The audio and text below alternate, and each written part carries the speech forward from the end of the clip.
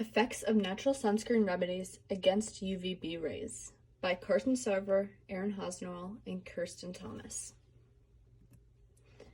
For our lab, we are testing the effect of natural sunscreens such as green tea oil, shea butter, zinc oxide, coconut oil, and red raspberry seed oil against the number one chemically based sunscreen, Neutrogena Dry Ultra Sheer 100+.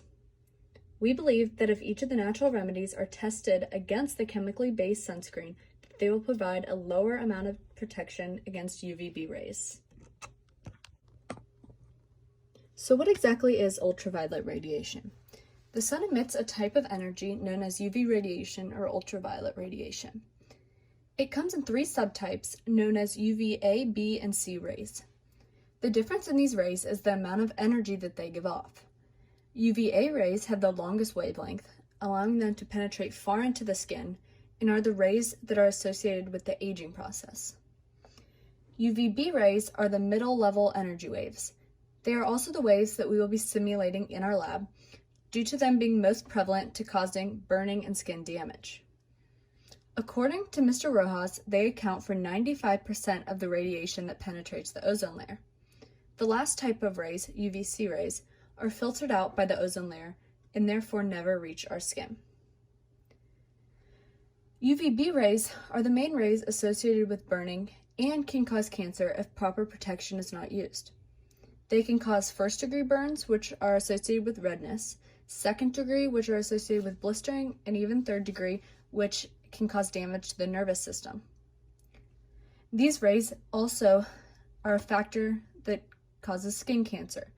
According to Mr. Pandika, every year 132 cases of melanoma and 2 to 3 million cases of other skin cancers are diagnosed, proving that the sun causes extreme damage to the skin. In this slideshow, this is a photo of melanoma skin cancer, which can be caused by ultraviolet radiation. Okay, so next up is how does sunscreen work? So chemically based sunscreens, such as the one we'll be using in our trial as a control, is made up of inorganic and organic chemicals. The inorganic chemicals in the sunscreen reflect light away from the skin, while the organic chemicals absorb the UV rays. These chemicals in the chemically based sunscreens also have the ability to harm the user in many ways, such as speeding up tumor development, which is a side effect of retinol palmitate, and mimicking bodily hormones, which is a side effect of homosalate. This is why we have chosen to conduct more research on natural sunscreen remedies, so we can find other ways to block UV rays out without the harm of the chemically based sunscreens. So this photo, as you see in the screen, is just rating the toxicity of different chemicals in sunscreen, and as you can see, on the lowest level is zinc oxide, which is something that we will be testing as a natural remedy in our trial.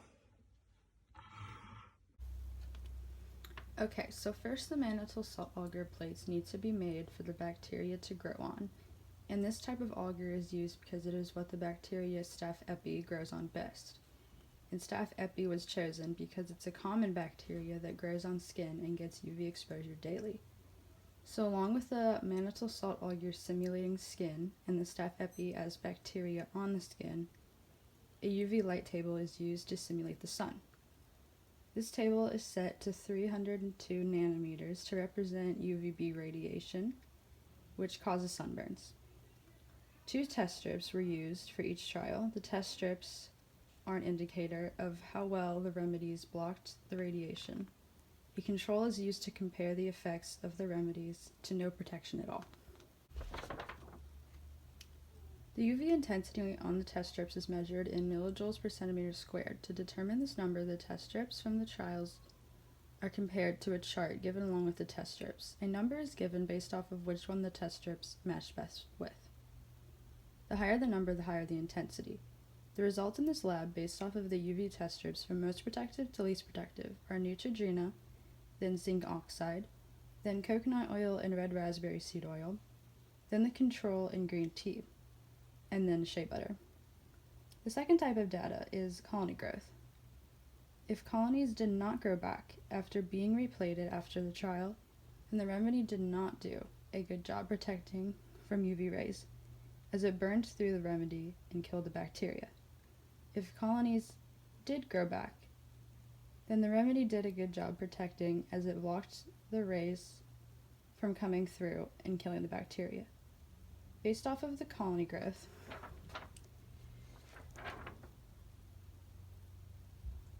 the results from most protective to least protective are Neutrogena and zinc oxide, and then the control and shea butter, and then green tea, red raspberry seed oil, and coconut oil. Okay, so in this slide, we will be analyzing the test strips and then the plate regrowth. And on our plates, we were using Staph epi, which is a it's a bacteria that is found on your skin. So we figured it was best to use a bacteria that was similar to what's already on your skin. And then our test strips, which you can see are these guys, they are analyzed in millijoule per centimeter. And the higher the millijoule per centimeter reading was, the more ultraviolet energy that came through with the natural remedies. So, first off, when we were redoing this, we found that the most protective out of every single one was a Neutrogena. That was like our base. We wanted to test at least one sunscreen and have one control to make sure that the experiment was as like the best that it could be, essentially. And then we had found that the coconut oil and the shea butter was the least protective. I believe its readings was at like 400 millijoules per centimeter, which is not good for your skin whatsoever. So I'm going to show you guys the test strips. And here's just a table that we created. And it just goes by the changes every 5 minutes, just so you can see like if it had an extreme change from like 5 to 10 minutes or if it just stayed kind of consistent. And as you can see, Neutrogena started out with 0 millijoules per centimeter and just continued on that trend.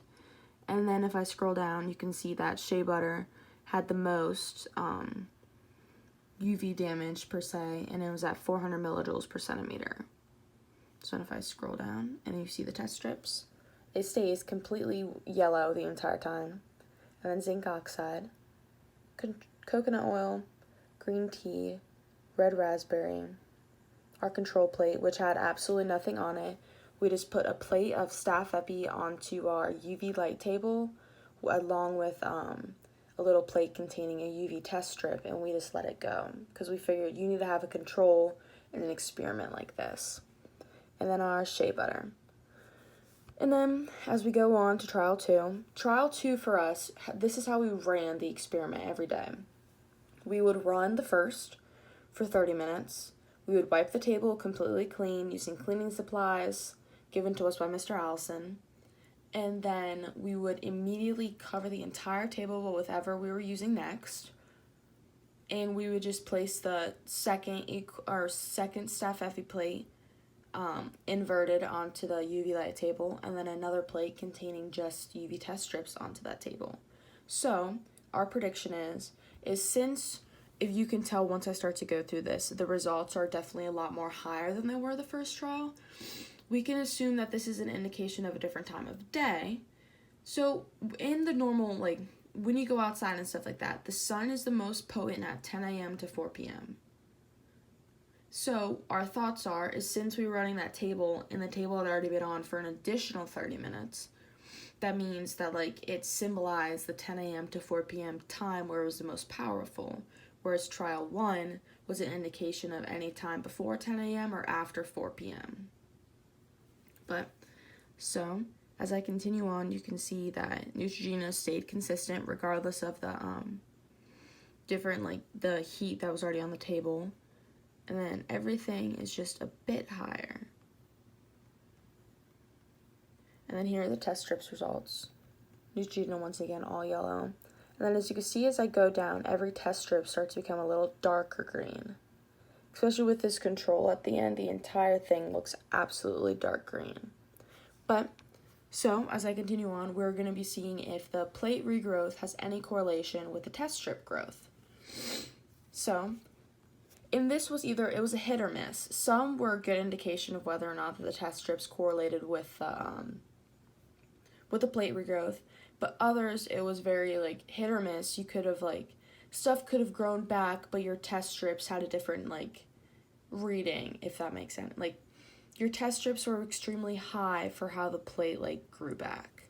So Neutrogena, obviously, all 5 colonies grew back.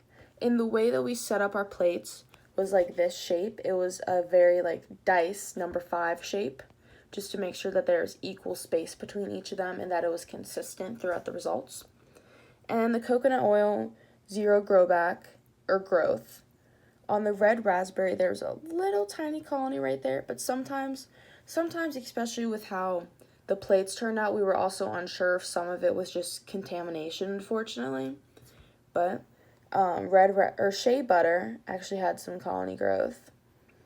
Zinc oxide had good colony grow back, and then green tea, and then our control plate.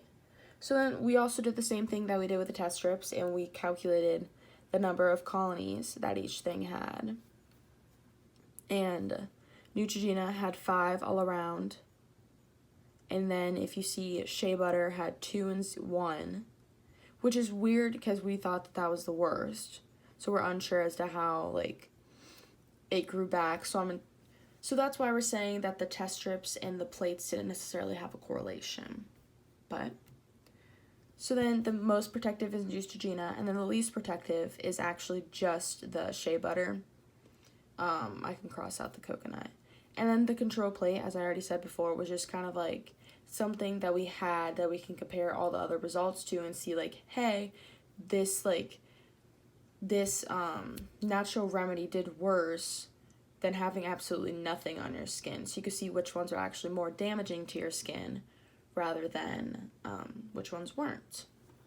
And from Jones Kodoff, it said that ultraviolet radiation is known to inhibit cell growth and induce gene damage. So that's also a reason as to why we did the little staph epi plates. So you could see if you would get any gene damage or inhibit cell growth. So if the staph epi grew back on the plates, that would indicate proficiency of the natural remedy. And while some results indicated a correlation between the test strips and the colony growth, others did not. Okay, so then, conclusion slide. Did our hypothesis work?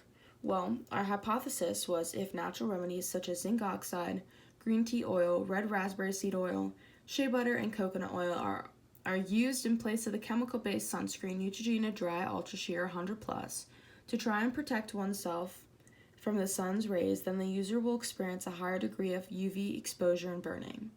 Well, we thought it was true, just because when you look at, if I were to flip back to the analysis slide, you can see that the UV test strips had reached levels of 300 millijoules per centimeter or even 400 millijoules per centimeter, which meant that the natural remedies did not protect against the UV rays whatsoever and that they were able to penetrate through.